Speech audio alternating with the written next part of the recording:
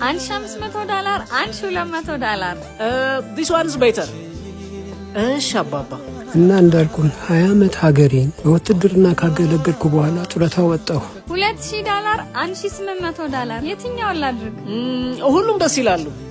ከጡረታው ገንዘብ ጋር ተጨምሮ የሚያግዘኝ እናንተ የምትከፍሉኝ የጥበቃው ደሞዝ ነበር አሁን ግን ከዛ ሰዓትና መነጽር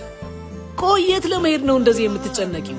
ዛሬ እኮ ነው ኢንተርቪው ቀረጻይ ሰው ስለምለብሳቸው ውድ ልብሶች ህዝቡ ማወቅ አለበት ቆይ ግን ህዝቡን ምን አድርግ ነው የምትሉት እነማን አንቺና መሰሎችሽ ናቸው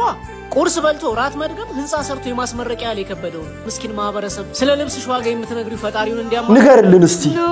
ሞቲቬት እንዲሆን አሃ አንቺ ጫማሽን የገዛሽበትን ገንዘብ እሱ ለመታከም ያቱት የሞት ቀን ተቆርጦለት በየሆስፒታሉ አልጋው ላይ ተኝቶ የሞት ዋዜማውን ለሚያከብረው ምስኪን ህዝብ ነው ስለመነጸርሽ ዋጋ ስለነገርሽው ሞቲቬት የሚሆነው ተስፋ ልታስቆርጠው ነው እንጂ እኮ ኢንተርቪው ግዴታ አይደለም እሺ አባባ አሁን ግን ብለው ነበር ያቆሙት